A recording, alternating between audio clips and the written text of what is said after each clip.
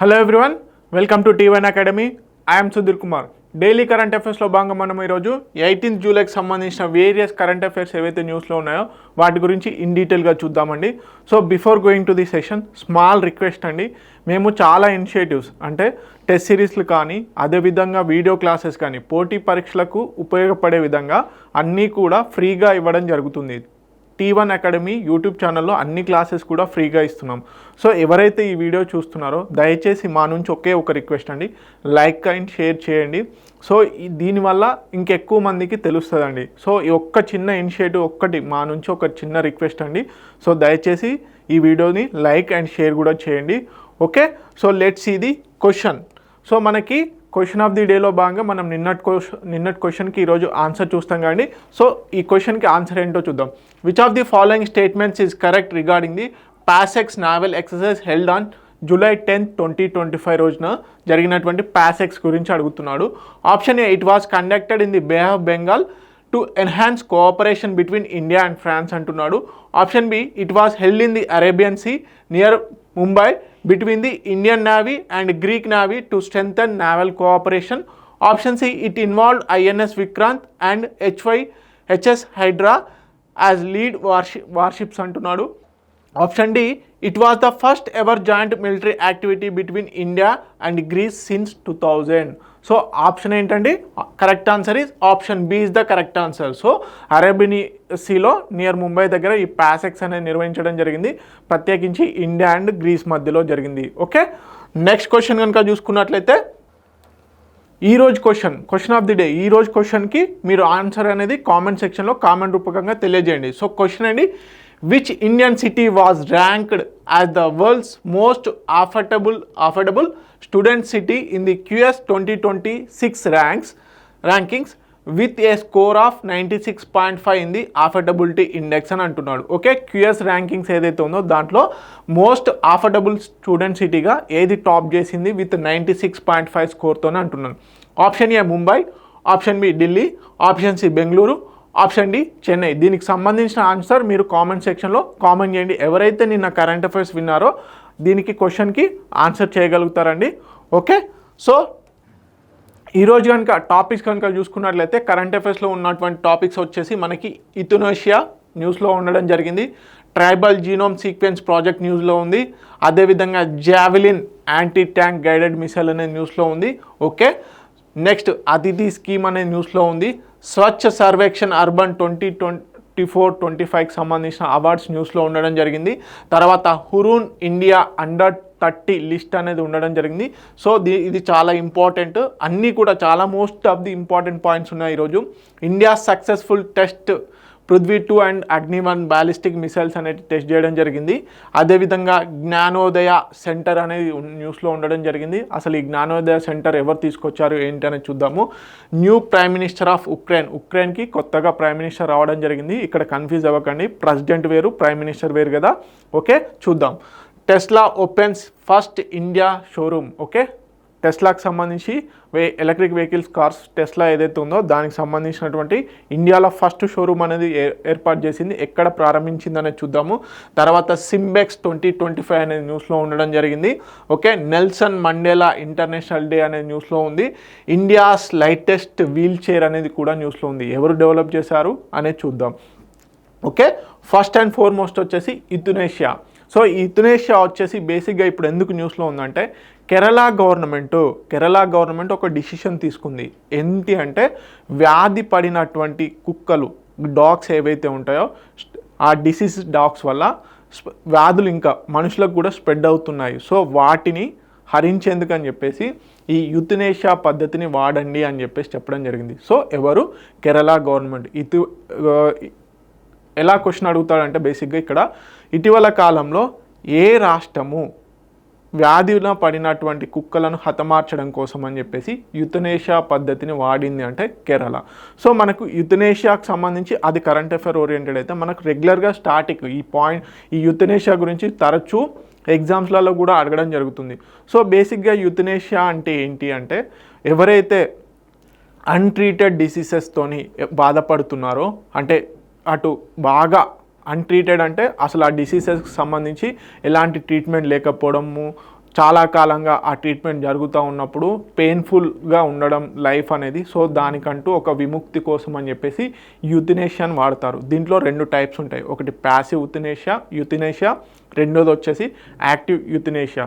So passive యూథనేషియా అంటే ఏంటంటే, ఏదైతే ప్రజెంట్గా ట్రీట్మెంట్ నడుస్తుందో ఒక పర్సన్కి కానీ ఒకరికి ఎవరికైనా, అది జంతువు అయినా సరే, ట్రీట్మెంట్ జరుగుతున్న సందర్భంలో ఆ ట్రీట్మెంట్ని విత్డ్రాల్ చేసుకున్నట్లయితే అది ప్యాసివ్ యూథనేషియా.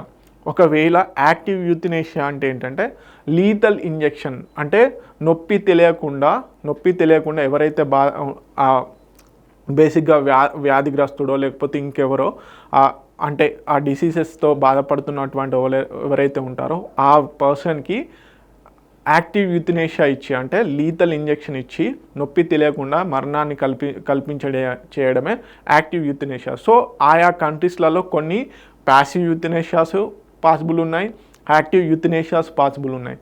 సో మనకి ఇక్కడ మన ఇండియాలో వచ్చేసి ఏ యూథనేషియా యాక్టివ్లో ఉందంటే మనకి ప్యాసివ్ యూథనేషియా. ఓకే, మనకి ట్రీట్మెంట్ విత్డ్రాల్, ఓకే, కుటుంబ సభ్యుల ఒప్పందం మేరకు లేకపోతే ఆ పర్సన్ యొక్క ఒప్పందం మేరకు ఈ ప్యాసివ్ యూథనేషియా అనేది మనకి ప్రజెంట్గా సుప్రీంకోర్టు రూల్ ప్రకారం ఉండడం జరిగింది. సో సింపుల్గా యూథనేషియా అంటే ఏం లేదండి, ఏదెవరైతే అన్ట్రీటెడ్ డిసీజెస్తో బాధపడుతున్నారో, ఓకే, వృద్ధాప్య వ్యాధులతో బాధపడుతున్నారో, అలానే జంతువులు కూడా ఇంకా వాటి వల్ల ఏమైనా రోగాలు కనుక స్ప్రెడ్ అవుతాయి, డిసీజెస్ స్ప్రెడ్ అవుతాయి అని అనుకున్నట్లయితే యూథనేషియా పద్ధతిని ఉపయోగించి ఒక పెయిన్ఫుల్ లేనటువంటి, అంటే నొప్పి తెలియనటువంటి డెత్ని ఇవ్వడమే యూథనేషియా అన్నమాట. ఓకే, సో దీంట్లో 2 రకాలు ఉంటాయి, ఒకటి ప్యాసివ్ యూథనేషియా, ఇంకోటి యాక్టివ్ యూథనేషియా. సో మనకి దీనిపైన సుప్రీంకోర్టు జడ్జిమెంట్స్ కూడా ఉన్నాయి. 2011లో Shabana Aruna Shanbaug versus union of ఇండియాకి సంబంధించినటువంటి కేసులో ఏమని చెప్పింది అంటే, supreme court India recognized that life sustaining treatment could legally be withdrawn even from persons without decision making capacity. So ఈ జడ్జిమెంట్లో ఏమని చెప్పిందంటే, ఎవరైతే పర్సన్ ట్రీట్మెంట్ చేయించుకుంటాడో అతను డిసిషన్ మేకింగ్ స్టేజ్లో లేకపోయినట్లయితే వారి కుటుంబ సభ్యుల సహకారంతో ప్యాసివ్ యూథనేషియాను వాడచ్చు అని చెప్పడం జరిగింది. అదేవిధంగా 2018లో common cause versus union of India దాంట్లో అండర్ ఆర్టికల్ 21 కింద, అండర్ రైట్ టు లైఫ్ ఏదైతే ఉందో ఆర్టికల్ 21 కింద, సో రైట్ టు డై అనేది కూడా ఒక డిగ్నిటీ ఫండమెంటల్ రైట్ అని చెప్పడం జరిగింది. Okay, recognise that right to die with dignity as a fundamental right under article 21. So దీనికి సంబంధించి మళ్ళీ 2023లో common cause versus union of India దగ్గర ఆ కేసులో ఏం చెప్పింది అంటే కొన్ని రూల్స్ ఇవ్వడం జరిగింది. సో ఏమేం పాటించాలి, ఏం చేయాలి అని చెప్పేసి. సో మరి ఇప్పుడు కేరళ గవర్నమెంట్ బేసిక్గా డాగ్స్, అవే డిసీజెస్ డాగ్స్ ఏవైతే ఉంటాయో వాటికి సంబంధించి ఈ యూథనేషియా పద్ధతిని వాడుతుంది. సో మరి జంతువులకు ఎట్లా, ఇప్పుడు మనకి సుప్రీంకోర్టు లా ఇలా ఉన్నాయి, మరి జంతువులకు వాటిని వాడచ్చా అంటే మనకి prevention of cruelty of animals అని చెప్పేసి, prevention of cruelty of animals, okay, ఆ 2023 రూల్స్ ఉన్నాయి. ఆ రూల్స్లో సెక్షన్ 8 కింద మనకి ఏమని చెప్తుంది అంటే, ఏవైతే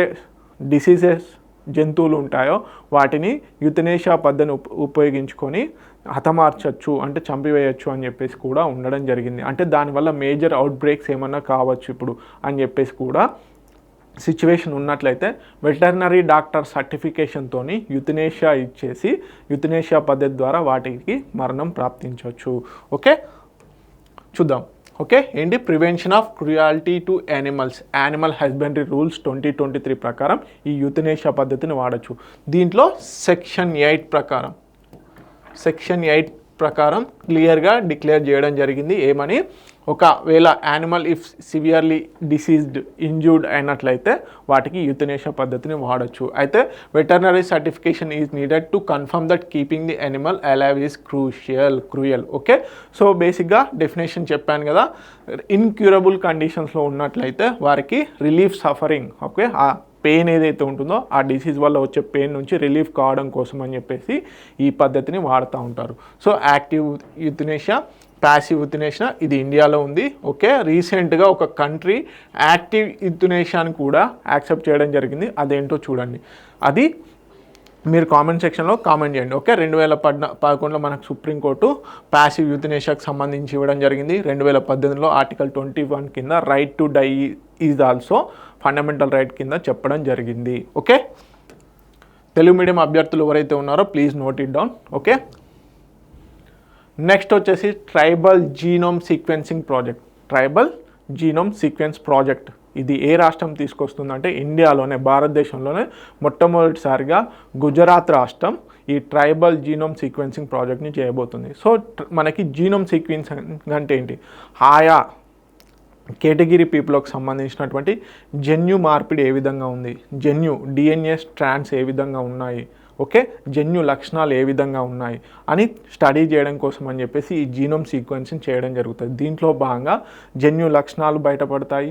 అదేవిధంగా ఎవరికైతే ఒక వేరియంట్ ఆఫ్ జన్యు లక్షణాలు ఉంటాయో వారికి ఏ టైప్ ఆఫ్ డిసీజెస్ వచ్చే ఛాన్సెస్ ఉన్నాయి, అదేవిధంగా వారి యొక్క స్పెషాలిటీ ఏంటి అని అర్థం చేసుకునేందుకు ఈ జీనోమ్ సీక్వెన్సింగ్ ఎంతగానో ఉపయోగపడుతుంది. సో దేశంలోనే మొట్టమొదటిసారిగా మనకి జీనోమ్ సీక్వెన్సింగ్ని నిర్వహిస్తున్నటువంటి ట్రైబల్, ఓకే, ఎవరైతే ఆదివాసులు గిరిజనులు ఉంటారో వారికి సంబంధించినటువంటి జీనోమ్ సీక్వెన్సింగ్ చేస్తున్నటువంటి మొదటి రాష్ట్రం ఏది అంటే గుజరాత్ రాష్ట్రం.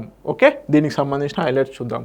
Okay, sequence to the genome of individual from various tribal communities, especially దీంట్లో భాగంగా జీనోమ్ జెనెటిక్ డైవర్సిటీ ఏ విధంగా ఉంది, ఓకే, రెగ్యులర్ మానవులకి ఆదివాసులకి ఎవరైతే గిరిజనులు ఉంటారో వాళ్ళకు ఉన్నటువంటి జెనెటిక్ డైవర్సిటీ ఏ విధంగా ఉందని తెలుసుకోవచ్చు. డిసీజ్ సస్పెక్టబిలిటీ, ఓకే, ఒక్కొక్కరికి ఒక్కొక్క జీన్ను బట్టి మనకి వ్యాధులు అనేవి సంక్రమిస్తూ ఉంటాయి. సో దాన్ని బట్టి కూడా మ్యాప్ చేయవచ్చు అనమాట, మ్యాపింగ్ యూజ్ అవుతుంది. అదేవిధంగా యూనిక్ జెనెటిక్ లక్షణాలు ఏ విధంగా ఉన్నాయని తెలుసుకోవడం కోసం అని చెప్పేసి ఈ జీనోమ్ సీక్వెన్సింగ్ ఎంతగానో ఉపయోగపడుతుంది. మనకి ఎవరు నిర్వహిస్తున్నారు అనేది పాయింట్. సో సిఎస్ఐఆర్ కింద ఉన్నటువంటి IGIB, okay, institute of genomics and integrative biology వాళ్ళతో సంయుక్తంగా, అదేవిధంగా డిపార్ట్మెంట్ ఆఫ్ బయోటెక్నాలజీ సపోర్ట్తోని ఈ ట్రైబల్ జీనోమ్ సీక్వెన్సింగ్ ప్రాజెక్ట్ని గుజరాత్ రాష్ట్రం చేయబోతుందన్నమాట. ఓకే, సో మొదటగా 50 ట్రైబల్ గ్రూప్స్ ఏవైతే ఉన్నాయో వాటికి సంబంధించినటువంటి జీనోమ్ సీక్వెన్సింగ్ అనేది చేస్తారు. తర్వాత personalised medicine and preventive health care కోసం వీటిని ఉపయోగిస్తారు. ఈ ఏదైతే జీనోమ్ సీక్వెన్సింగ్ ఉందో ఆ డాటాను ఉపయోగించుకొని బేసిక్గా పర్సనలైజ్డ్ మెడిసిన్ అదేవిధంగా ప్రివెంటివ్ హెల్త్ కేర్ని చేయాలనుకుంటున్నారు. సో మరి ఆబ్జెక్టివ్స్ ఏంటి అంటే బేసిక్గా హెల్త్ ఇన్సైట్స్. ఓకే, సో బేసిక్గా ఏంటి, రేర్ అండ్ కామన్ డిసీజెస్ ఏమొస్తున్నాయని చెప్పేసుకోవడం కోసం అని చెప్పేసి ఈ జీనోమ్ సీక్వెన్సింగ్ స్టడీ చేయడానికి పనికి వస్తుంది. అదేవిధంగా పాలసీ ప్లానింగ్ కోసం అని చెప్పేసి, నెక్స్ట్ వచ్చేసి సైంటిఫిక్ వాల్యూ, ఎథికల్ కన్జర్వేషన్కి ఇవి ఎంతగానో ఉపయోగపడుతుంది అన్నమాట. సో దేశంలో మొట్టమొదటిసారిగా ట్రైబల్కి సంబంధించినటువంటి జీనోమ్ సీక్వెన్సింగ్ ప్రాజెక్ట్ని ఎవరు చేస్తున్నారంటే గుజరాత్ రాష్ట్రం. ఎవరి సహకారంతో చేస్తున్నారు అంటే సిఎస్ఐఆర్కి సంబంధించినటువంటి ఐజీఐబి ఏదైతే ఉందో దాని ఆధ్వర్యంలో నిర్వహించడం జరుగుతుంది. దానికి డిపార్ట్మెంట్ ఆఫ్ బయోటెక్నాలజీ వాళ్ళు సపోర్ట్ చేయడం జరుగుతుంది. ఓకే, తెలుగు మీడియం అభ్యర్థులు ఎవరైతే ఉన్నారో please note it down. Next వచ్చేసి javelin anti tank guided missile. So మనకి యాంటీ ట్యాంక్ గైడెడ్ మిసైల్స్ అంటే ఇవి యాక్చువల్లీ ట్యాంక్స్ ఏవైతే యుద్ధ ట్యాంక్స్ ఏవైతే ఉంటాయో వాటిని డిస్మాంటిల్ చేయడం కోసం అని చెప్పేసి ఈ యాంటీ ట్యాంక్ గైడెడ్ మిసైల్స్ను వాడడం జరుగుతుంది. దాంట్లో బేసిక్గా జావెలిన్ అనేది ఒక అమెరికన్ మ్యానుఫ్యాక్చరింగ్ టైప్ అన్నమాట. సో ఈ యాంటీ ట్యాంక్ గైడెడ్ మిసైల్ పేరేంటి, జావెలిన్. సో వీటిని సంయుక్తంగా డెవలప్ చేయడానికి, సంయుక్తంగా ప్రొడక్షన్ చేద్దాము అని చెప్పేసి ఇండియా మన ప్రభుత్వము అఫీషియల్గా అమెరికాకి రిక్వెస్ట్ పెట్టడం జరిగింది. అందుకని చెప్పేసి న్యూస్లో ఉంది. ఓకే, సో దానికి సంబంధించి ఎవరు ప్రొడక్షన్ చేస్తారు ఏంటి అనేది చూద్దాం. India has submitted A formal request to the United states for production of javelin anti tank guided missiles ఏవైతే ఉన్నాయో వాటి కోసం అని చెప్పేసి. అదేవిధంగా వీటి టైప్ ఏంటి అంటే మ్యాన్ పోర్టబుల్, అంటే ఈజీగా ఒక మనిషి వాటిని తీసుకెళ్ళగలరు. అండ్ ఫైర్ అండ్ ఫర్గెట్ మోడ్లో ఉండడం జరుగుతుంది. మీడియం రేంజ్, సో లాంగ్ రేంజా షార్ట్ రేంజా అని అడిగే ఛాన్సెస్ ఉన్నాయి. Medium range anti tank weapon system ఇది jointly developed by the Raytheon and Lockheed Martin companies. ఇవి రెండు కూడా సంయుక్తంగా ఈ జావెలిన్ అనే యాంటీ ట్యాంక్ గైడెడ్ మిసైల్స్ని డెవలప్ చేయడం జరిగింది. సో వీటి ప్రొడక్షన్కి అని చెప్పేసి ఇప్పుడు ఇండియా అఫీషియల్గా రిక్వెస్ట్ పెట్టడం జరిగింది. ఒకవేళ పాసిబిలిటీస్ ఉంటే మన ఇరు దేశాలు కలిసి ఇండియాలో ప్రొడక్షన్ చేద్దాము అని చెప్పేసి పెట్టడం జరిగింది. అందుకని చెప్పేసి న్యూస్లో ఉంది.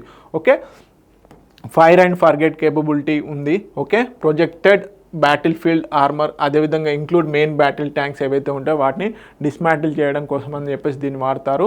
అదేవిధంగా top attack and direct attack multi ఓరియంటల్లో దీన్ని యూజ్ చేసుకోవచ్చు అనమాట. అంటే బేసిక్గా పైనుంచి అటాక్ చేసుకోవచ్చు, లేకపోతే డైరెక్ట్గా కూడా అటాక్ చేసుకునే ఛాన్సెస్ ఉన్నాయి యాంటీ ట్యాంక్ గైడెడ్ మిసైల్స్తోని. ఓకే, సో తెలుగు మీడియం అభ్యర్థులు ఎవరైతే ఉన్నారో ప్లీజ్ నోట్ ఇట్ డౌన్.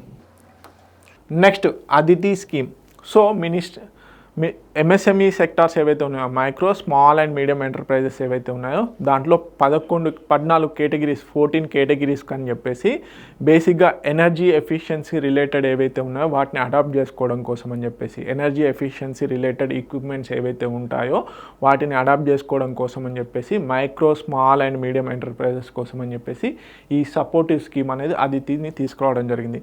ఏంటి అంటే బేసిక్గా ఎనర్జీ ఎఫిషియెంట్ టెక్నాలజీస్ ఏవైతే ఉన్నాయో, లైక్ ఇప్పుడు ఒకప్పుడు ఎనర్జీ ఎఫిషియెంట్ టెక్నాలజీస్ అంటే సింపుల్గా చెప్తాను, ఒకప్పుడు మనము రౌండ్ కలర్లో రెడ్ కలర్ బల్బును వాడేవాళ్ళం. ఇప్పుడు ఎల్ఈడి, తర్వాత ట్యూబ్లైట్స్కి మారాము, తర్వాత ఎల్ఈడి బల్బ్స్కి మారాము. సో అప్పుడు ఏంటి, ఆ 60 వాట్స్ 10 వాట్స్ బల్బ్స్ ఏవైతే round colour bulbs red colour bulbs use చేసామో అప్పుడు కరెంట్ కన్జంప్షన్ అంటే ఎలక్ట్రిసిటీ కన్జంప్షన్ అనేది ఎక్కువగా అయ్యేది. ఒక బల్బ్కి దాదాపుగా 10 యూనిట్లు ఒక రోజంతా, జస్ట్ ఎగ్జాంపుల్ ఒక రోజంతా 10 యూనిట్లు కాలేదు. ట్యూబ్లైట్ ఏందనుకో 8, ఇప్పుడు ఏంది ఎల్ఈడి వల్ల మనకి ఎంత 5 యూనిట్స్ మాత్రమే కాలుతుంది. So that is called energy efficient, అంటే ఎనర్జీని ప్రాపర్గా వాడుకునేందుకు అని చెప్పేసి. సో అలాంటి టెక్నాలజీస్ని అడాప్ట్ చేసుకోవడం కోసం అని చెప్పేసి micro small and medium enterprises వాళ్ళు ఈ ఎనర్జీ ఎఫిషియెంట్ టెక్నాలజీస్ని యూజ్ చేసుకోవడం కోసం అని చెప్పేసి ఈ అదితి స్కీమ్ను తీసుకొచ్చారు. సో దాదాపుగా 14 ఎనర్జీ ఇంటెన్సివ్ సెక్టార్స్ని యూజ్ చేస్తున్నారు. సో దీంట్లో బేసిక్గా వచ్చేసి ఏం చేస్తారు, లోన్ ఇవ్వడం జరుగుతుంది. ఈ ఎనర్జీ ఎఫిషియెంట్ టెక్నాలజీని అడాప్ట్ చేసుకోవాలి. ఒక బ్రిక్ మ్యానుఫ్యాక్చరరే ఉన్నాడు అనుకుందాం. సో ఆ బ్రిక్ మ్యానుఫ్యాక్చర్కి సంబంధించి ఏదో ఒక ఎక్విప్మెంట్ ఎలక్ట్రిసిటీ జనరేటెడ్గా ఉంటాయి.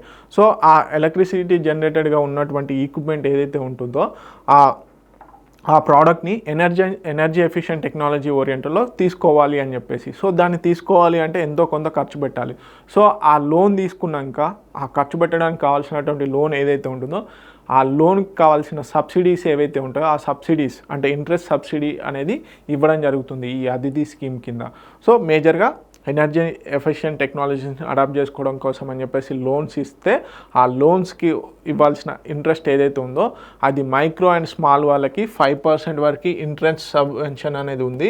అదే మనకి మీడియం ఎంటర్ప్రైజెస్ అయితే ఇది మైక్రో అండ్ స్మాల్, ఓకే, 3% వచ్చేసి మీడియం ఎంటర్ప్రైజెస్కి ఉంది. సో దీంట్లో భాగంగా మొత్తం ఎంతవరకు 9,000 crores వరకు బడ్జెట్ అలొకేషన్ అనేది చేయడం జరిగింది ఈ అదితి స్కీమ్ కింద. ఓకే, సింపుల్గా micro small and medium enterprises వాళ్ళు ఏంటి ఎనర్జీ ఎఫిషియెంట్ టెక్నాలజీస్ ఏవైతే ఉన్నాయో వాటిని అడాప్ట్ చేసుకోవడం కోసం అని చెప్పేసి ఈ స్కీమ్ను తీసుకురావడం జరిగింది. ఓకే, సో మరి ఎవరు, minister of power and government of India. Minister of power ఏదైతే ఉందో మనకి వాళ్ళు ఈ స్కీమ్ని ఇంప్లిమెంట్ చేస్తున్నారు under implementing agency bureau of energy efficiency. దీంట్లో భాగంగా ఏమేం చేస్తారు, ఇన్వెస్ట్మెంట్ గ్రేడ్ ఎనర్జీ ఆడిట్స్ అనేటివి చేయడం జరుగుతుంది. తర్వాత డీటెయిల్డ్ ప్రాజెక్ట్ రిపోర్ట్స్ అనేటివి ఇవ్వడం జరుగుతుంది. తర్వాత పోస్ట్ ఇంప్లిమెంటేషన్ తర్వాత మానిటరింగ్ అండ్ వెరిఫికేషన్ అనేది కూడా చేయడం జరుగుతుంది. సో ఇంట్రెస్ట్ సబ్వెన్షన్ అనేది ఎంత, 5% ఫర్ మైక్రో అండ్ స్మాల్ ఎంటర్ప్రైజెస్కి, అదేవిధంగా 3% ఫర్ ది మీడియం ఎంటర్ప్రైజెస్కి. సో నేను చెప్పాను కదా సెక్టార్స్ కవర్డ్, మొత్తం 14 సెక్టార్స్ అనేటివి కవర్ అవుతాయి. దీంట్లో భాగంగా బ్రాస్ సెక్టార్, బ్రిక్స్ మ్యానుఫ్యాక్చరర్స్, అదేవిధంగా ceramics, chemicals, fishery, food processing, forging, అదేవిధంగా foundry, glass, pharma, paper, leather, steel rerolling, textile, ఈ సెక్టార్స్లలో ఈ ఎనర్జీ ఎఫిషియెంట్ టెక్నాలజీని అడాప్ట్ చేసుకోవడానికని అదితి స్కీమ్ని తీసుకురావడం జరిగింది. ఓకే, తెలుగు మీడియం అభ్యర్థులు ఎవరైతే ఉన్నారో please note it down. Next వచ్చేసి స్వచ్ఛ సర్వేక్షణ్ 2024-25. సో 2024-25 కాను స్వచ్ఛ సర్వేక్షణ్ అర్బన్ సంబంధించినటువంటి 9th ఎడిషన్ అవార్డ్స్ అనేటివి నిన్న 17th రోజున ప్రెసిడెంట్ ద్రౌపది ముర్ము గారు మొత్తం 4 కేటగిరీలకు గాను 78 అవార్డ్స్ అనేవి ఇవ్వడం జరిగింది. ఓకే, ఎన్నో ఎడిషన్? 9th ఎడిషన్ ఇదొకటి. అండ్ ఎన్ని కేటగిరీస్? 4 కేటగిరీస్లో గాను మొత్తం ఎన్ని అవార్డ్స్ అనేవి ఇవ్వడం జరిగింది? 78 అవార్డ్స్ అనేవి ఇవ్వడం జరిగింది. సో ఈసారి 2024-25 అర్బన్ సంబంధించినటువంటి స్వచ్ఛ సర్వేక్షణ అవార్డ్స్లకు సంబంధించి కొన్ని కొత్త ఇనిషియేటివ్స్ని కూడా తీసుకురావడం జరిగింది. పాపులేషన్ బేస్డ్గా సిటీస్ని మొత్తం ఎన్ని కేటగిరీస్గా విభజించడం జరిగింది? 5 కేటగిరీస్గా విభజించడం జరిగింది. దీంట్లో 10 లక్షల పైన ఉన్నటువంటి ఒక సిటీస్లను అన్నింటిని ఒక కేటగిరీకి, తర్వాత 3 లక్షల నుంచి 10 లక్షల మధ్యలో ఉన్నటువంటి సిటీస్ని అన్నింటిని ఒక కేటగిరీకి, తర్వాత 50,000 నుంచి 3 లక్షల మధ్యలో ఉన్నటువంటి కేటగిరీస్ని ఒక సిటీ కేటగిరీకి, తర్వాత 20,000 నుంచి 50,000 మధ్యలో ఉన్న వాటికి ఒక కేటగిరీకి, తర్వాత 20,000 బిలో ఉన్నటువంటి వాళ్ళని ఇలా 5 కేటగిరీస్గా చేయడం జరిగింది సిటీస్. ఓకే, అదేవిధంగా సూపర్ స్వచ్ఛ లీగ్ అని చెప్పేసి కొత్త ఇనిషియేటివ్ని కూడా తీసుకురావడం జరిగింది. సో దానికి సంబంధించి పూర్తి డీటెయిల్స్ అనేవి చూద్దాం. Okay, ministry of housing and urban affairs వాళ్ళు స్వచ్ఛ సర్వేక్షణ్ అర్బన్ 24-25కి సంబంధించిన అవార్డ్స్ అనేవి ఇవ్వడం జరిగింది. ఎవరి చేతుల మీదుగా అంటే ప్రెసిడెంట్ ద్రౌపది ముర్ము గారి చేతి మీదుగా మొత్తం 4 కేటగిరీస్ ఏంటనేది చూద్దాం. ఓకే, 9th ఎడిషన్ ఈసారి వచ్చేసి 9th ఎడిషన్ మొత్తంగా వచ్చేసి 4,500 సిటీస్ని, దేశం మొత్తం మీద 4,500 సిటీస్ని ఇది కవర్ చేయడం జరిగింది ఈ సర్వే. ఓకే, మొత్తం 4 కేటగిరీస్లో 78 అవార్డ్స్ అనేవి ఇవ్వడం జరిగింది. దీంట్లో సూపర్ స్వచ్ఛ లీగ్ సిటీస్ అనేది ఒకటి, సూపర్ స్వచ్ఛ లీగ్ సిటీస్ అనేది మెయిన్ది. తర్వాత top 3 clean cities in 5 population categories. 5 population categories అనేది ఇంప్లిమెంట్ చేశారని కదా, దాంట్లో టాప్ 3 సిటీస్ ఏంటి అనే దాంట్లో. Okay, special category Ganga towns, అదేవిధంగా సఫాయి మిత్ర సురక్ష, కంటోన్మెంట్స్, ఈ విధంగా వచ్చేసి స్పెషల్ కేటగిరీ. తర్వాత ప్రామిసింగ్ క్లీన్ సిటీ కేటగిరీ అనేది స్టేట్ అండ్ యూనియన్ టెరిటరీస్లో ఉన్నటువంటి సిటీస్ గాను ఇలా 4 కేటగిరీస్లలో మొత్తం 78 అవార్డ్స్ ఇవ్వడం జరిగింది. సో మేజర్ ఫోకస్ థీమ్ ఏంటంటే రెడ్యూస్, రీయూజ్, రీసైకిల్ అనే థీమ్ మీద దీన్ని తీసుకొచ్చారు. సో మొత్తం 14 లక్షల హౌస్ హోల్డ్స్ దీంట్లో పార్టిసిపేట్ చేయడం జరిగింది. 14 కోట్ల పైగా ప్రజలు ఎవరైతే ఉన్నారో ఈ సర్వేలో పాల్గొనడం జరిగింది. అదేవిధంగా మొత్తం 10 పారామీటర్స్ని దీంట్లో భాగంగా ఉపయోగించారు. ఎన్ని పారామీటర్స్ అనేది అడుగుతాడు. అదేవిధంగా 54 ఇండికేటర్స్ని యూజ్ చేసుకొని ర్యాంకింగ్ అనేది ఇవ్వడం జరిగింది. దీంట్లో భాగంగానే 3,000 పైగా అసెసర్స్ ఎవరైతే అంచనా వేసే వాళ్ళు ఉంటారో వాళ్ళు, అదేవిధంగా 45 days ఇంటెన్సిఫైడ్ సర్వే అనేది నిర్వహించడం జరిగింది. ఈ 24-25కు సంబంధించినటువంటి అర్బన్ స్వచ్ఛ సర్వేక్షణ అవార్డ్స్లో భాగంగా. సో ఇది హైలైట్స్ ఏంటి అనేది చూద్దాం. వరుసగా 8వసారి కూడా మనకి వచ్చేసి ఇండోర్ వచ్చేసి క్లీనెస్ట్ సిటీగా గుర్తించడం జరిగింది. ఓకే, అదేవిధంగా సిటీస్కు సంబంధించినటువంటి 10 lakhs పాపులేషన్ కేటగిరీలో అహ్మదాబాద్ టాప్లో ఉండడం జరిగింది. ఓకే, అదే ఇంకోటి వచ్చేసి ఈసారి సూపర్ స్వచ్ఛ లీగ్ సిటీస్ అనేది కూడా ఇంట్రడ్యూస్ చేయడం జరిగింది. అదేవిధంగా cities categorised into 5 population based groups. చెప్పాను కదా, 10 lakhs అబోవ్ ఒక గ్రూపు, తర్వాత 10 lakhs నుంచి 3 lakhs నుంచి 10 lakhs మధ్యలో ఉన్నటువంటి ఒక గ్రూపు, తర్వాత 50,000 నుంచి 3 lakhs వరకు ఒక గ్రూపు. ఓకే, 20,000 నుంచి 50,000 వరకు ఒక గ్రూపు, తర్వాత బిలో 20,000 పాపులేషన్ ఉన్నటువంటి వాళ్ళని ఒక సిటీగా గుర్తించడం జరిగింది. So super Swachh league cities, these are the main. Okay, దీంట్లో వచ్చేసి మోర్ దెన్ 10 lakh కనుక చూసుకున్నట్లయితే, ఇది ఓవరాల్గా తీసుకున్నట్లయితే ఇండోర్ టాప్లో ఉంది. Okay, 8th time. తర్వాత సూరత్, నవీ ముంబై, విజయవాడ, మన విజయవాడ ఏదైతే ఉందో అది 4th ప్లేస్లో ఉండడం జరిగింది. ఇది మోర్ దెన్ 10 lakhsలో. తర్వాత వచ్చేసి 3 lakhs to 10 lakhs ఈ కేటగిరీలో వచ్చేసి నోయిడా, చండీగఢ్, మైసూర్, ఉజ్జయిన్, గాంధీనగర్, తర్వాత గుంటూరు ఉండడం జరిగింది. సో ఓకే, మనకి మోర్ దెన్ 10 lakhsలో విజయవాడ 4th ప్లేస్లో ఉన్నట్లయితే, మనకి గుంటూరు వచ్చేసి 3 to 10 lakhs కేటగిరీలో 6th ప్లేస్లో ఉండడం జరిగింది. అదేవిధంగా 50,000 నుంచి 3 lakhsలో వచ్చేసి న్యూ ఢిల్లీ మున్సిపల్ కార్పొరేషన్, తర్వాత త్రిపువాటి, ఓకే, అంబేద్కర్పూర్, లోనావాలా ఇవన్నీ కూడా ఉండడం జరిగింది. ఓకే, నెక్స్ట్ వచ్చేసి చెప్పాను కదా, పాపులేషన్స్ని బట్టి కూడా ఫస్ట్, సెకండ్, థర్డ్ ర్యాంక్స్ అనేవి ఇవ్వడం జరిగింది. సో దాంట్లో వచ్చేసి మోర్ దెన్ 10 lakhsలో క్లీనెస్ట్ సిటీస్లో పాయింట్ ఆఫ్ వ్యూ కనుక చూసుకున్నట్లయితే అహ్మదాబాద్ స్వచ్ఛ షెహర్. ఇది వచ్చేసి సూపర్ స్వచ్ఛ లీగ్ సిటీస్లో భాగంగా ఇది వచ్చేసి స్వచ్ఛ షెహర్. ఓకే, దీంట్లో అహ్మదాబాద్ మోర్ దెన్ 10 lakhsలో టాప్లో ఉండడం జరిగింది. తర్వాత భూపాల్, లక్నో ఉండడం జరిగింది.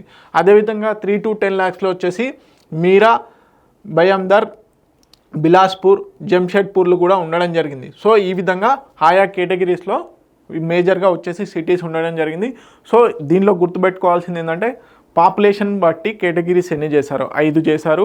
అదేవిధంగా 8 సంవత్సరాలు వరుసగా మనకి ఇండోర్ టాప్లో ఉండడం జరిగింది. అదేవిధంగా ఎన్ని కేటగిరీస్లలో అవార్డ్స్ ఇచ్చారు, 4 కేటగిరీస్లో మొత్తం ఎన్ని అవార్డ్స్ ఇవ్వడం జరిగింది, 78 కేటగిరీస్లలో ఇవ్వడం జరిగింది.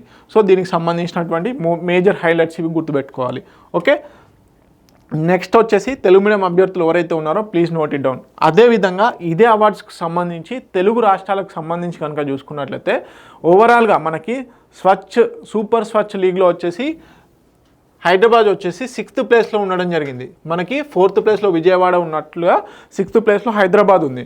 అదేవిధంగా తెలంగాణ విషయానికి వచ్చేసరికి 2 అవార్డ్స్ రావడం జరిగింది. ఒకటి వచ్చేసి స్పెషల్ కేటగిరీ పరిధిలో మనం స్పెషల్ కేటగిరీ చూసాం కదా, దాంట్లో కంటోన్మెంట్స్ ఉన్నాయి. ఆ కంటోన్మెంట్స్లో మన సికింద్రాబాద్ కంటోన్మెంట్ ఏదైతే ఉందో అది కంటోన్మెంట్ విభాగంలో ఫస్ట్ ప్లేస్ రావడం జరిగింది. ఓకే, తర్వాత promising Swachh Shehar of state విభాగంలో హైదరాబాద్కి ఫస్ట్ ప్లేస్ రావడం జరిగింది. గ్రేటర్ హైదరాబాద్కి అవార్డు సొంతం వచ్చిందనమాట. ఓకే, అదేవిధంగా మనకు మిగతా వాటిని కనుక చూసుకున్నట్లయితే ఏపీలో వచ్చేసి ఏపీకి సంబంధించి 5 అవార్డులు రావడం జరిగింది. ఏపీకి 5 అవార్డులు, తెలంగాణకు వచ్చేసి 2 అవార్డులు రావడం జరిగింది.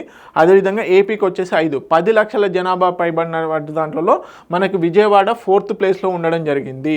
అదేవిధంగా 3 to 10 lakhs కేటగిరీలో వచ్చేసి గుంటూరు కూడా ఈ ప్లేస్లో ఉండడం జరిగింది, 6th ప్లేస్లో ఉండడం జరిగింది. అదేవిధంగా తిరుపతి వచ్చేసి 3 లక్షల జనాభా లోపు ఉన్న వాటిలలో 50,000 నుంచి 3 లక్షల దాంట్లో తిరుపతి ఉండడం జరిగింది. ఓకే, ప్రత్యేక కేటగిరీలో వచ్చేసి గ్రేటర్ విశాఖపట్నంలో ఉంది. అదేవిధంగా Swachh Shehar of the state కేటగిరీలో రాజమహేంద్రవరం మినిస్ట్రియల్ అవార్డులను పొందడం జరిగింది.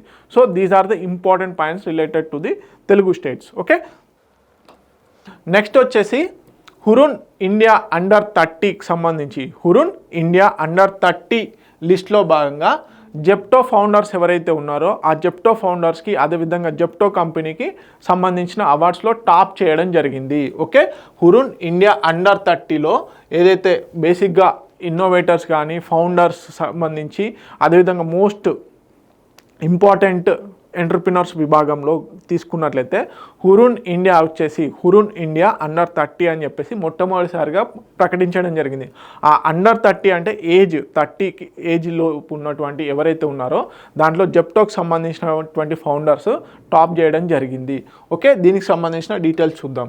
ఓకే, అదిత్ పలిచా అదేవిధంగా కైవల్య వోహ్రా ఎవరైతే ఉన్నారో వీరిద్దరు జెప్టో ఫౌండర్స్ అండి.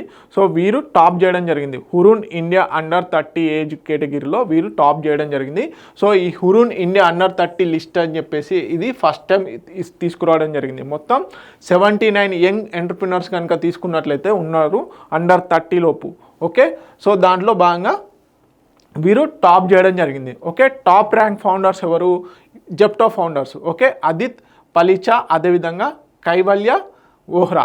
ఓకే, అదేవిధంగా యంగ్ ఎంటర్ప్రినర్ కనుక తీసుకున్నట్లయితే జెప్టో కో ఫౌండర్ అయినటువంటి కైవల్య వోహ్రా గారు. మోస్ట్ రిప్రజెంటెడ్ సిటీ అంటే యంగ్ ఎంటర్ప్రినర్స్ ఎక్కడి నుంచి ఉన్నారు అంటే 15 ఎంటర్ప్రినర్స్ వచ్చేసి ముంబై నుంచి ఉండడం జరిగింది. అదేవిధంగా లీడింగ్ సెక్టార్స్ ఏంటి? సాఫ్ట్వేర్ కేటగిరీలో వచ్చేసి 21, అదేవిధంగా కన్జ్యూమర్స్ గూడ్స్ వచ్చేసి 12, ఫైనాన్షియల్ సర్వీస్ కేటగిరీలో వచ్చేసి 9 ఉండడం జరిగింది. టోటల్ జాబ్స్ ఎన్ని క్రియేట్ అయ్యాయంటే 64,175. ఈక్విటీ రేజ్డ్ ఎంత? $5.2 బిలియన్ రేజ్ చేశారంట. ఓకే, మొత్తం 79 యంగ్స్టర్స్.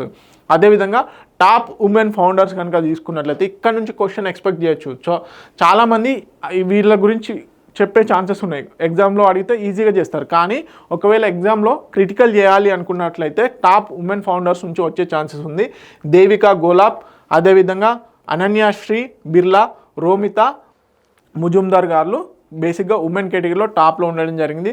టాప్ ఫండెడ్ స్టార్టప్ వచ్చేసి జెప్టో ఉండడం జరిగింది. అదేవిధంగా టాప్ యూనివర్సిటీ వచ్చేసి బిట్స్ పిలాని. ఓకే, 8 మంది ఈ యూనివర్సిటీ నుంచి వచ్చిన వాళ్ళే. ఈ యంగ్స్టర్స్లో నుంచి 79 యంగ్ ఎంటర్ప్రినర్స్ నుంచి 8 మంది ఈ బిట్స్ పిలాని నుంచి రావడమే జరిగింది.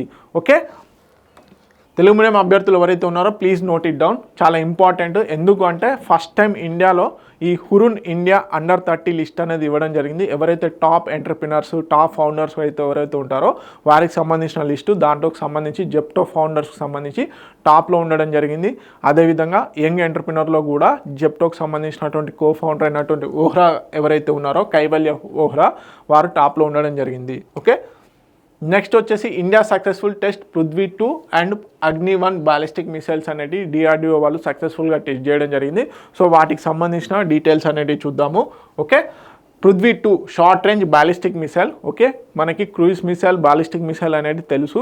దాంట్లో భాగంగానే పృథ్వీ మిసైల్ వచ్చేసి మనకి బాలిస్టిక్ మిసైల్. దీని యొక్క రేంజ్ వచ్చేసి 250 to 350 కిలోమీటర్స్. ఇది medium range, short range sorry. Okay, so liquid ఫ్యూయల్ని క్యారీ చేయడం జరుగుతుంది. సో అదేవిధంగా 500 kg పేలోడ్ అనేది ఉండడం జరుగుతుంది. నెక్స్ట్ అగ్ని-1 మిసైల్ వచ్చేసి medium range missile, 700 to 900 kilometres వరకు సాలిడ్ ఫ్యూయల్ యూజ్ చేస్తారు. సో ఈ డిఫరెన్స్ ఇక్కడ అడిగే ఛాన్సెస్ ఉంది. అది ఏ ఫ్యూయల్ ద్వారా నడుస్తుంది అంటే పృథ్వీ వచ్చేసి మనకి లిక్విడ్ ఫ్యూయల్ అయితే మనకి అగ్ని-1 వచ్చేసి మనకి సాలిడ్ ఫ్యూయల్తోని. అదేవిధంగా 100 kg పేలోడ్ వరకు క్యారీ చేయగలదు. Okay, DRDO under strategic forces కమాండ్లో భాగంగా DRDO వాళ్ళు డెవలప్ చేయడం జరిగింది. సో ఇలాంటి ఆపరేషన్స్ తరచుగా మనం చూస్తూ ఉంటాం కదా. సో ఇండియన్ యొక్క డిఫెన్స్ కేపబిలిటీని షోకాజ్ చేసేందుకు, అదేవిధంగా మన యొక్క మిసైల్ టెక్నాలజీని అప్గ్రేడ్ చేసుకునేందుకు ఇవి రెగ్యులర్గా టెస్టింగ్ అనేది జరుగుతూ ఉంటుంది. ఓకే, సో అదేవిధంగా credible minimum deterrence, demonstrate indigenous missile strength, next వచ్చేసి strategic readiness amid regional tensions ఏవైతే ఉంటాయో వాటిని అరికట్టడం కోసం అని చెప్పేసి ఈ మిసైల్ టెక్నాలజీని ఉపయోగిస్తూ ఉంటాము. సో మనం తరచుగా న్యూస్లో చూస్తాం ఆకాష్, ఇవన్నీ కూడా మనకు అడ్వాన్స్డ్ మిసైల్ సిస్టమ్స్ అన్నమాట. సో దాంట్లో భాగంగానే ఇప్పుడు పృథ్వీ-2 వర్షన్ని, అగ్ని-1 వర్షన్ని కూడా టెస్ట్ చేయడం జరిగింది. ఇది మీడియం రేంజ్, ఇది వచ్చేసి short range. Okay, Telugu medium అభ్యర్థులు ఎవరైతే ఉన్నారో please note it down. Next వచ్చేసి జ్ఞానోదయ. ఈ జ్ఞానోదయ సెంటర్ ఇది actually Indian Institute of Management Kozhikode ఏదైతే ఉందో వారు ఈ జ్ఞానోదయ సెంటర్ని ఏర్పాటు చేయడం జరిగింది. జ్ఞానోదయ సెంటర్ ఎందుకు ఏర్పాటు చేశారంటే మనకి పెడగాగి ఏదైతే ఉంటుందో అంటే సిలబస్ని ఏ విధంగా రూపొందించాలి, ఏ విధంగా టీచింగ్ చేయాలి అని చెప్పేసి ఒక research and analytical oriented centre ఉండాలి అని చెప్పేసి IIM కజికోడ్ వాళ్ళు ఈ జ్ఞానోదయ సెంటర్ని బేసిక్గా ఎస్టాబ్లిష్ చేయడం జరిగింది. నేషనల్ ఎడ్యుకేషన్ పాలసీకి అనుగుణంగా, నేషనల్ ఎడ్యుకేషన్ పాలసీ 2020కి అనుగుణంగా రాబోయే తరాలకు ఈజీగా అర్థమయ్యే విధంగా అడ్వాన్స్డ్ వర్షన్స్తోని ఏ విధంగా ల్యాబొరేటరీని పెంపొందించాలి, ఏ విధంగా student and teacher and student interaction ఉండాలి అని చెప్పేసి ఒక సిలబస్ సిస్టమ్ని ఏ విధంగా రూపొందించాలని ఒక రీసెర్చ్ సెంటర్ ఉండాలి, దానికంటూ ఒక టెక్నికల్ సెంటర్ ఉండాలి అని చెప్పేసి IIM కజికోడ్ వాళ్ళు ఈ జ్ఞానోదయ సెంటర్ని ఎస్టాబ్లిష్ చేయడం జరిగింది. దీంట్లో ఏం చేస్తారు అంటే ఒక అవుట్పుట్ ఓరియంటెడ్లో సిలబస్ని రూపొందించడము, అంటే ఏ విధంగా చెప్పాలి, ఏ విధంగా స్టూడెంట్స్తో ఇంటరాక్ట్ అవ్వాలి అని చెప్పేసి ఒక పెడగాగి సిస్టమ్ అనేది రూపొందించేందుకు అని చెప్పేసి ఒక జ్ఞానోదయ సెంటర్ని ఏర్పాటు చేయడం జరిగింది. ఓకే, దీంట్లో భాగంగా సిలబస్ ఏ విధంగా ఉండాలి, బుక్ పబ్లిషింగ్ ఏ విధంగా ఉండాలి అని చెప్పేసి రీసెర్చ్ చేస్తారు. ఓకే, వాట్ ఈస్ జ్ఞానోదయ అంటే a dedicated centre for the pedagogical innovation and publishing by IIM Kozhikode. Okay, aims to modernize teaching by blending Indian knowledge system with global pedagogy. Okay, so దీంట్లో భాగంగానే key objectives అంటే develop and publish peer reviewed academic content ఏదైతే ఉంటుందో దాన్ని publish చేయాలి. అదేవిధంగా faster innovative teaching practices అనేవి చేయాలి. Build a learner author institution ecosystem acts as a global hub for education research. Okay, మనకి నేషనల్ ఎడ్యుకేషన్ పాలసీ 2020తో సమ్మేళనం చేస్తూ అందరినీ కలుపుకుంటూ ఒక పెడగాగి అంటే ఒక సిలబస్ ఏ విధంగా ఉండాలి అని చెప్పేసి రీసెర్చ్ ఓరియంటల్లో ఒక ఆర్గనైజేషన్ ఉండాలి అని చెప్పేసి ఈ జ్ఞానోదయ సెంటర్ని IIM కజికోడ్ వాళ్ళు డెవలప్ చేయడం జరిగింది, అంటే ఎస్టాబ్లిష్ చేయడం జరిగింది ఈ సెంటర్ని. ఓకే, తెలుగు మీడియం అభ్యర్థులు ఎవరైతే ఉన్నారో please note it down. Next new prime minister of Ukraine. Okay, Yulia Svyrydenko. Okay, Svyrydenko ఎవరైతే ఉన్నారో యూలియా స్వైరీడెంకో గారు ఇప్పుడు మనకి ఉక్రెయిన్కి సంబంధించినటువంటి కొత్త ప్రైమ్ మినిస్టర్. సో వీరు అంతకుముందు ఫైనాన్స్ మినిస్టర్గా చేసేవారు. సో వీరు ఇప్పుడు ఉన్నటువంటి డిఫెన్స్ మినిస్టర్ ఎవరైతే ఉన్నారో వారు అంతకుముందు ప్రైమ్ మినిస్టర్గా చేశారు. వారి ప్లేస్లో వచ్చేసి ఈ యూలియా స్వైరీడెంకో ఎవరైతే ఉన్నారో వీరు ప్రైమ్ మినిస్టర్గా ఎన్నుకోవడం జరిగింది. సో ఇక్కడ మనం గమనించాలి, ప్రెసిడెంట్గా మాత్రం జెలెన్స్కీ గారు మాత్రమే ఉన్నారు. ఉక్రెయిన్ యుద్ధం తర్వాత, ఉక్రెయిన్ రష్యా యుద్ధం అనంతరం ఒక మేజర్ చేంజ్ ఉక్రెయిన్ పాలనలో వచ్చిందంటే అక్కడ ఉన్నటువంటి ప్రైమ్ మినిస్టర్ చేంజ్ అవ్వడం. So compulsory 100% అడుగుతాడండి. అదేవిధంగా రీప్లేసింగ్ ప్రైమ్ మినిస్టర్ ఎవరు అనేది చూద్దాం, ఎవరు ఇంతకుముందు చేశారనేది. ఓకే, మనకి యూలియా స్విరీడెంకో ఎవరైతే ఉన్నారో వారు ఇప్పుడు ప్రైమ్ మినిస్టర్గా ఎన్నుకోవడం జరిగింది. సో వీరు బేసిక్గా అంతకుముందు ఎకనామీ మినిస్టర్గా చేసేవారన్నమాట. ఇప్పుడున్నటువంటి డిఫెన్స్ మినిస్టర్ అయినటువంటి డేనియల్ షిమ్యాల్ ఎవరైతే ఉన్నారో వీరి ప్లేస్లో ఇప్పుడు ఈ స్విరీడెంకో గారు చేయడం జరుగుతుంది ప్రైమ్ మినిస్టర్గా. ఓకే, మనకి జెలెన్స్కీ గారు ఉక్రెయిన్ ప్రెసిడెంట్గా కంటిన్యూ అవ్వడం జరుగుతుంది. ఓకే, తెలుగు మీడియం అభ్యర్థులు please note it down. Okay, next వచ్చేసి ద మోస్ట్ అవైటెడ్, చాలామంది వెయిట్ చేస్తున్నటువంటి న్యూస్ అండి. టెస్లా కార్లకు సంబంధించినటువంటి మొట్టమొదటి షోరూమ్ వచ్చేసి ముంబైలో ఓపెన్ చేయడం జరిగింది. ఓకే, ఎలక్ట్రిక్ వెహికల్స్కి పెట్టింది పేరుగా ఉన్నటువంటి టెస్లా అమెరికన్ కంపెనీ ఏదైతే ఉందో అది తన మొదటి బ్రాంచ్ని ముంబైలో ఏర్పాటు చేయడం జరిగింది. సో దీనికి సంబంధించి ఎక్కడ ఈ లొకేషన్ ఏంటి అనేది చూద్దాం. ఓకే, ఏ వర్షన్లో తీసుకొచ్చారు అనేది. ఓకే, ఫస్ట్ ఇండియా షోరూమ్ అనేది ముంబైలో ఏర్పాటు చేశారు. ఎక్కడ? బంద్రా కుర్లా కాంప్లెక్స్ ఏదైతే ఉందో ఆ బంద్రా కుర్లా కాంప్లెక్స్లో మార్కెట్ మ్యాక్స్ సిటీ మాల్లో తన యొక్క ఫస్ట్ షోరూమ్ని ఎస్టాబ్లిష్ చేయడం జరిగింది. ఓకే, బేసిక్గా వచ్చేసి వై వేరియంట్స్ అనే మోడల్లో ఆ టెస్లాకి సంబంధించిన మోడల్ని అక్కడ షోకాజ్ చేయడం జరిగింది. దాని యొక్క ప్రైస్ వచ్చేసి 59.89 lakhs అనమాట. ఓకే, సో ఇలా టెస్లా ఏదైతే టాప్ ఎలక్ట్రిసిటీ కార్స్ని ప్రొడ్యూస్ చేస్తున్నటువంటి కంపెనీ ఇండియాలో, అంటే వరల్డ్స్లోనే థర్డ్ లార్జెస్ట్ ఆటోమొబైల్ ఇండస్ట్రీ అయినటువంటి ఇండియాలో బేసిక్గా ఎస్టాబ్లిష్ చేయడము, అదేవిధంగా ఎలక్ట్రిక్ వెహికల్స్కి ఇది ఒక రకంగా ఊతంగా చెప్తున్నారు. ఓకే, సో బేసిక్గా ఏమడుగుతారు, తన యొక్క మొదటి షోరూమ్ని ఎక్కడ ఓపెన్ చేసిందంటే ముంబై, స్పెసిఫిక్ లొకేషన్ వచ్చేసి Bandra Kurla complex. Okay, Telugu medium అభ్యర్థులు ఎవరైతే ఉన్నారో please note it down. Next వచ్చేసి సింబెక్స్ 2025 సింగపూర్ అదేవిధంగా ఇండియా మధ్యలో ఉండేటువంటి నావల్ ఎక్సర్సైజ్ సింబెక్స్. ఇది వచ్చేసి 1994 నుంచి ఈ ఎక్సర్సైజ్ అనేది నిర్వహిస్తున్నారు. 32 years కంటిన్యూస్గా నిర్విరామంగా ఈ సింబెక్స్ ఎక్సర్సైజ్ అనేది జరుగుతుంది. ఈసారి సింగపూర్లో ఈ సింబెక్స్ నావల్ ఎక్సర్సైజ్ అనేది కండక్ట్ చేస్తున్నారు. సో సింపుల్గా సింబెక్స్ ఎక్సర్సైజ్ ఏ రెండు కంట్రీల మధ్యలో అంటే సింగపూర్ అండ్ ఇండియా మధ్యలో నావల్ ఎక్సర్సైజ్. ఓకే, ఇది ఒక బేసిక్గా నావల్ కోఆర్డినేషన్ ఎక్సర్సైజ్, అదేవిధంగా హ్యూమానిటేరియన్ డిజాస్టర్ మేనేజ్మెంట్లో భాగంగా ఒక కోఆర్డినేషన్ ఎక్సర్సైజ్గా దీన్ని భావిస్తారు. 1994 నుంచి నిర్విరామంగా 32 years ఈ ఎవ్రీ ఇయర్ కూడా కంటిన్యూస్గా ఈ సింబెక్స్ అనేది నిర్వహించడం జరుగుతుంది. ఓకే, సింబెక్స్ 2025 స్ట్రెంథనింగ్ మ్యారిటైమ్ కోఆపరేషన్లో భాగంగా చేస్తున్నారు. ఓకే, 32nd ఎడిషన్ ఈ ఇయర్ వచ్చేసి సిన్స్ 2024 నుంచి అన్ఇంటరప్టెడ్ నావల్ ఎక్సర్సైజ్. ఇది రెండు దేశాల మధ్యలో ఉన్నటువంటి డిఫెన్స్ కోఆర్డినేషన్ ఇది చూపిస్తూ ఉంది. అదేవిధంగా 60 years ఆఫ్ సింగపూర్ ఇండియా టైస్ మధ్యలో ఇది ఒక బేసిక్గా ఎంత బలోపేతంగా ఉంది ఈ రెండు దేశాల మధ్యలో డిఫెన్స్ కోఆపరేషన్ అనేది తెలియజేస్తుంది. అదేవిధంగా boost interoperability, maritime domain awareness and regional security. అదేవిధంగా ఇండియాకి సంబంధించినటువంటి యాక్ట్ ఈస్ట్ పాలసీ, అదేవిధంగా సాగర్ విజన్ ఏదైతే ఉందో మనకి security and growth for all in రీజియన్లో భాగంగా ఇది ఎంతగానో దోహదపడుతుంది. ఓకే, strengthen naval cooperation in Indo Pacific రీజియన్లో, అదేవిధంగా secure critical sea lanes against policy threats, humanitarian assistant disaster రెస్పాన్స్లో రిలీఫ్లో భాగంగా కూడా ఈ ఎక్సర్సైజ్ ఎంతగానో ఉపయోగపడుతుంది. ఓకే, సింబెక్స్ అనేది ఏ రెండు దేశాల మధ్యలో ఈ ఇయర్ ఏంటి అనేది, సో ఈ మంత్ ఎండ్ కల్లా ఈ ఎక్సర్సైజ్ అనేది స్టార్ట్ కాబోతుంది. ఓకే, తెలుగు మీడియం అభ్యర్థులు ఎవరైతే ఉన్నారో please note it down. Next వచ్చేసి 18th జూలైని నెల్సన్ మండేలా ఇంటర్నేషనల్ డేగా గుర్తించడం జరిగింది. సో ఎవ్రీ ఇయర్ కూడా 2009 నుంచి 18th జూలైని మనము ఇంటర్నేషనల్ డే ఆఫ్ నెల్సన్ మండేలాగా సెలబ్రేట్ చేస్తున్నాము. ఓకే, బేసిక్గా 2019 డికేడ్ని కూడా ఏంటి నెల్సన్ మండేలా డికేడ్గా యునైటెడ్ నేషన్స్ జనరల్ అసెంబ్లీ వాళ్ళు డిక్లేర్ చేయడం జరిగింది. ఓకే, సో వీరు బేసిక్గా మొదటి నల్ల జాతి ప్రధాన అధ్యక్షుడు సౌత్ ఆఫ్రికాలో. సో మనందరికీ తెలుసు గాంధీజీతో సహా సంయుక్తంగా అక్కడ బ్రిటిష్ వారికి సౌత్ ఆఫ్రికాలో దక్షిణాఫ్రికాలో అగైనెస్ట్గా బ్రిటిష్ వారికి పోరాడారు. సో వీరు బేసిక్గా పీస్ అంటే శాంతి వీటన్నిటికీ పెట్టింది పేరన్నమాట.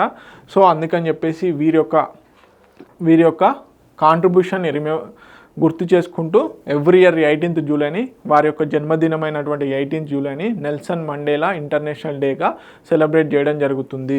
ఓకే, అదేవిధంగా 2019 నుంచి 2028 ఏదైతే ఉందో నెల్సన్ మండేలా డికేడ్ ఆఫ్ పీస్గా కూడా గుర్తించడం జరిగింది యునైటెడ్ నేషన్స్ జనరల్ అసెంబ్లీ వాళ్ళు. Okay, south Africa's first block president and global icon of piece, justice and reconciliation. Okay, అదేవిధంగా 2015లో యునైటెడ్ నేషన్స్ జనరల్ అసెంబ్లీ వాళ్ళు జైళ్ళలో ఎవరైతే ఖైదీలు ఉంటారో వారికి సంబంధించిన హక్కులకు అని చెప్పేసి ఏంటి United nations standard minimum rules అని చెప్పేసి కొన్ని రూల్స్ తీసుకురావడం జరిగింది. ఎవరు? యునైటెడ్ నేషన్స్ వాళ్ళు. సో ఏవైతే స్టాండర్డ్ మినిమం రూల్స్ ఉన్నాయో ప్రిజనర్స్కి సంబంధించి జైళ్ళల్లో ఉన్నటువంటి ఖైదీలు ఎవరైతే ఉంటారో వాళ్ళకి సంబంధించినటువంటి మినిమం రూల్స్ ఏవైతే ఉన్నాయో ఆ రూల్స్కి కూడా ఏమని పేరు పెట్టారు? నెల్సన్ మండేలా రూల్స్గా పెట్టడం జరిగింది. నెల్సన్ మండేలా రూల్స్ అంటే ఏంటి? యునైటెడ్ నేషన్స్కి సంబంధించినటువంటి standard minimum rules for the prisoners. Okay, jail ఖైదీలు ఎవరైతే ఉంటారో వాళ్ళకి సంబంధించిన మినిమం రూల్స్ అన్నమాట. ఓకే, వాటికి నెల్సన్ మండేలా రూల్స్గా కూడా పేరు పెట్టడం జరిగింది. ఓకే, తెలుగు మీడియం అభ్యర్థులు ఎవరైతే ఉన్నారో please note it down. Next వచ్చేసి YD1 India's lightest wheelchair. Okay, కేవలం 9 కేజీలు మాత్రమే ఉంటుంది. ఓకే, కేవలం 9 కేజీల బరువు మాత్రమే ఉండి ఎవరైతే దివ్యాంగులు ఉంటారో వారికి అనువుగా ఉండే విధంగా ఐఐటి మద్రాస్ వాళ్ళు దీన్ని డెవలప్ చేయడం జరిగింది. ఓకే, దీన్ని డెవలప్ చేయడం జరిగింది. దాని పేరే YD1. ఓకే, సింపుల్గా ఇక్కడ ఒకటే క్వశ్చన్ అడుగుతాడు. YD1 అనే వీల్ చైర్ ఇండియాలోనే అత్యంత లైట్ వెయిట్ వీల్ చైర్ అయినటువంటి వీల్ చైర్ని ఎవరు డెవలప్ చేశారు అంటే ఐఐటి మద్రాస్. ఓకే, దాని యొక్క బరువు వచ్చేసి 9 kgs మాత్రమే. చూద్దాం దీనికి సంబంధించిన డీటెయిల్స్. ఓకే, వెయిట్ వచ్చేసి 9 kilograms. It can support up to 120 kgs. 120 kgs బరువు వరకు ఈ వీల్ చైర్ అనేది సపోర్ట్ చేయగలుగుతుంది. Okay, India's lightest active wheel chair and the country's first indigenously developed precision build mono tube rigid frame wheel chair అంట. Okay, దీన్ని ఎవరో develop చేశారు? IIT Madras వాళ్ళు. TTK centre for rehabilitation research and device development in collaboration with the startup Thryv మొబిలిటీతోని IIT మద్రాస్కి సంబంధించినటువంటి TTK centre for rehabilitation research and device development ఏదైతే ఉందో వారు సంయుక్తంగా ఈ YD1ని డెవలప్ చేయడం జరిగింది.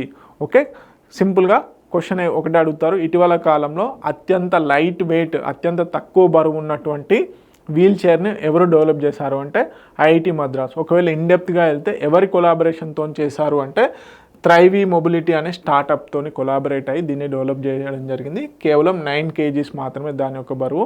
120 kgs వరకు సపోర్ట్ చేయడం జరుగుతుంది. అండ్ దాంట్లో యూజ్ చేసిన దాని గురించి కనుక అడిగితే country's first indigenously developed precision build monotube rigid ఫ్రేమ్ని యూజ్ చేయడం జరిగింది. ఓకే, తెలుగు మీడియం అభ్యర్థులు ఎవరైతే ఉన్నారో please note it down. So ఇవన్నీ ఇంపార్టెంట్ కరెంట్ అఫైర్స్. మరిన్ని ఇంపార్టెంట్ కరెంట్ అఫైర్స్ కోసం T1 అకాడమీ యూట్యూబ్ ఛానల్ని ఫాలో అవ్వండి. అదేవిధంగా T1 అకాడమీ టెలిగ్రామ్ ఛానల్ని కూడా ఫాలో అవ్వండి. టెలిగ్రామ్ ఛానల్లో ఎప్పటికప్పుడు పోటీ పరీక్షలకు సంబంధించిన ఇన్ఫర్మేషన్ అనేది మేము అప్డేట్ రూపకంగా ఇవ్వడం జరుగుతుంది. సో మా నుంచి ఏదైనా అప్డేట్ కావాలి అనుకుంటే మీరు ఆ ఛానల్లో కంపల్సరీ జాయిన్ అవ్వండి. అదేవిధంగా వేరియస్ మెటీరియల్స్ కానీ షార్ట్ నోట్స్లు కానీ MCQs కానీ మేము టెలిగ్రామ్ ఛానల్లో పోస్ట్ చేయడం జరుగుతుంది. Okay, please watch T1 academy. Thank you so much.